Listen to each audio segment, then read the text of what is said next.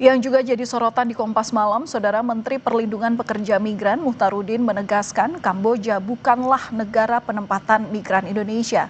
Sehingga jika ada WNI yang bekerja di Kamboja bisa dikatakan ilegal. Meski demikian, pemerintah tetap berkewajiban memulangkan 110 WNI yang terlibat kericuhan karena hendak melarikan diri dari sebuah perusahaan online scamming di Kamboja. Ini adalah rekan-rekan kita dari Indonesia yang telah melarikan diri dari sebuah penyiksaan, dari sebuah company. 110 warga negara Indonesia yang bekerja di Kamboja terlibat kericuan saat mencoba melarikan diri dari sebuah perusahaan online scamming berkedok bisnis digital di kota Ciretum, Provinsi Kandal pada 17 Oktober lalu.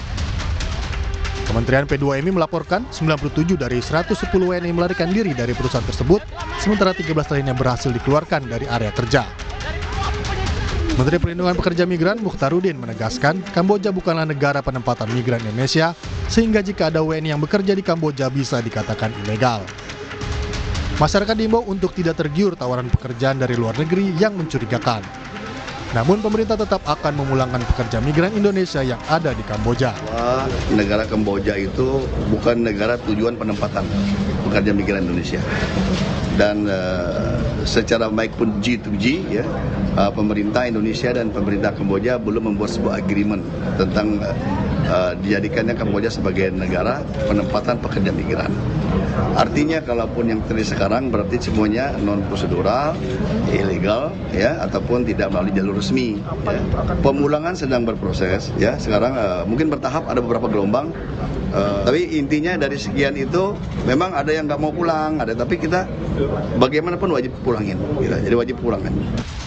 Direktur Eksekutif Migrant Care Wahyu Susilo menilai kericuan itu sebagai bentuk ekspresi protes karena 110 WNI tidak dipekerjakan sesuai yang dijanjikan.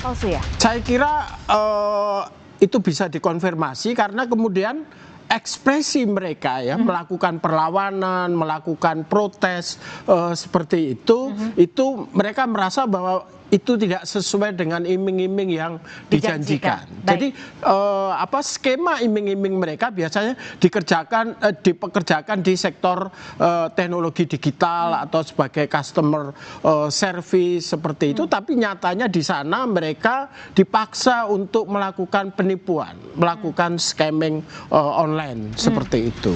Anggota Komisi 1 DPR RI fraksi PKB Oleh Soleh meminta pemerintah bergerak memberikan literasi pengetahuan bagi yang ingin bekerja di luar negeri.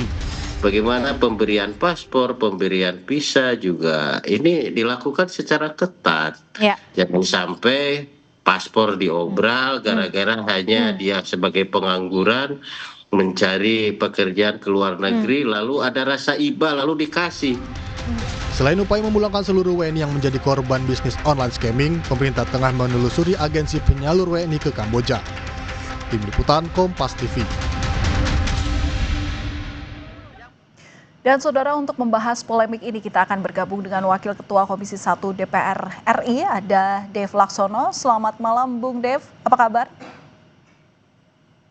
Selamat malam, gimana kabarnya? Sehat selalu, alhamdulillah. Alhamdulillah sehat. Bung Dev, ini kan Menteri P2MI Muhtarudin kemarin bilang kalau sebenarnya Kamboja itu bukan tujuan penempatan pekerja migran kita. Tapi nyatanya ada 110 warga negara Indonesia yang menurut Migrant Care awalnya justru dijanjikan bekerja di Malaysia. Nah, berarti mereka ini bisa digolongkan memang korban penipuan atau TPPO kan? Jadi apa temuan DPR soal ini? Ya, yang jelas harus ditelusuri, ditelisik. Mereka ini mendapatkan kesempatan ini dari mana? Siapa yang menawarkan mereka? Siapa yang memberangkatkan mereka? Karena pasti sebagian besar mereka itu tidak punya paspor, tidak pernah keluar negeri, diiming-imingi ABCDF. Nah, jadi mereka jelas dari awal itu adalah korban penipuan, sehingga mereka bisa dikatakan adalah korban TPPO.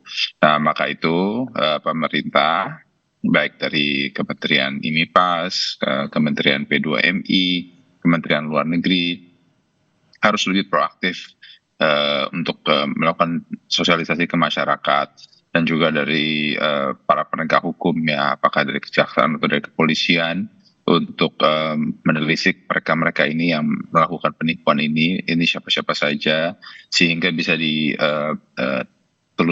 dari awal.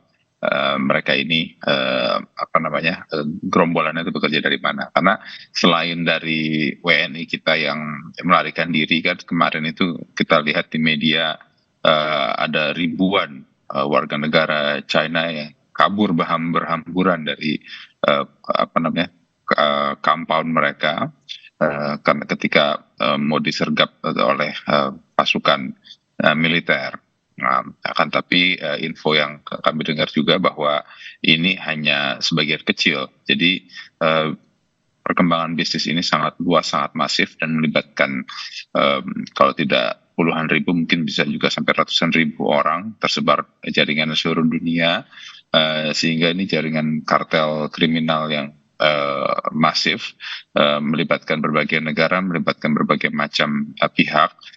Dan di sini harus ada crackdown ataupun juga sikap tegas dari pemerintah, mulai dari mereka yang melakukan rekrutmen di pihak tengah-tengah masyarakat, mereka yang tertipu, mereka yang mengurus paspor dan lain-lain. Jadi titik-titik untuk penyaringannya, penghentiannya itu sebenarnya banyak. Mulai dari awal mereka direkrut, lalu ketika mereka mengurus surat-surat seperti paspor dan lain-lain, lalu ketika mereka berangkat di bandara, situ juga adalah tahapan-tahapan yang para aparat penegak hukum ini bisa melakukan intervensi untuk menghentikan agar jangan sampai mereka itu berangkat. Ya, bisa dikatakan P2M ini seolah kecolongan. Ada upaya DPR untuk memanggil kementerian terkait dan juga pihak-pihak yang tadi memang diarahkan agar segera diusut, Bang Dev. Mohon diulangi tadi terputus-putus, Mbak. Pertanyaannya apa? Iya Bang Dev, ini kan bisa dikatakan bahwa P2MI seolah kecolongan karena seperti yang tadi dikatakan bahwa Kamboja ini bukan tujuan penempatan pekerja migran. Adakah rencana DPR RI untuk memanggil kementerian terkait untuk kemudian mencari tahu dari mana ini sebabnya hal ini bisa terjadi? Ya, pertama kalau P2M itu kan bukan mitranya Komisi 1, mitra kita kan di Kementerian Luar Negeri. Jadi bila kita ingin mendalami hal ini, ya pasti kita akan memanggil penjelasan dari Kementerian Luar Negeri atau mungkin dari BIN itu sendiri, karena BIN kan juga ada jaringannya juga, ya, atau bisa juga dari BSSN karena rekrutmen yang dilakukan juga melakukan secara online. Nah, atau juga bisa melibatkan dari Komdigi, apakah ada pengawasan atau des khusus untuk penangkalan akan hal-hal tersebut.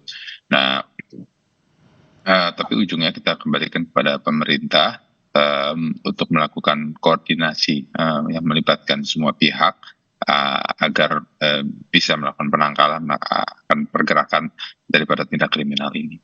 Oke, Bung Dev, ini tadi kalau Bung Dev juga otomatis sudah menerima informasi ini dan juga nantinya akan berkoordinasi lanjutan dengan Kementerian Luar Negeri begitu ya. Sekarang yang jadi pertanyaan adalah banyak sekali dari 110 WNI tadi pertama yang sudah mencoba kabur dari perusahaan penipuan ini dan ingin pulang begitu. Tapi memang beberapa waktu lalu Menteri Luar Negeri Sugiono itu mengatakan bahwa tidak seluruhnya dari 110 orang ini ingin dipulangkan ke Indonesia. Nah, terkait hal itu sampai saat ini nasib daripada 110 korban penipuan atau scamming online pekerja di sana ini seperti apa Bung Dev? Nasib mereka?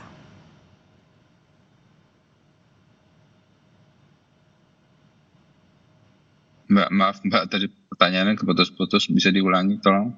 Oke Bung Dev, saya ulangi. Singkat saja, hingga saat ini koordinasi yang dilakukan dengan Kementerian Luar Negeri, apakah ada update yang bisa diberikan soal nasib ke 110 WNI ini sekarang di sana? Bagaimana update pemulangannya begitu?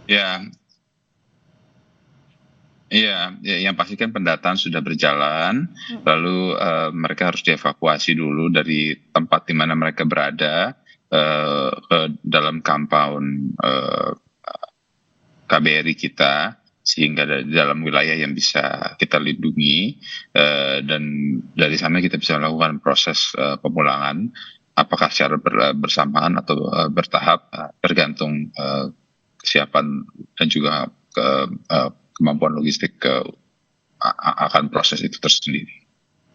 Baik, terima kasih sudah berbagi informasi bersama kami di program Kompas Malam Kompas TV, Wakil Ketua Komisi 1 DPR RI, Dev Laksono. Salam sehat selalu, Bung Dev. Terima kasih.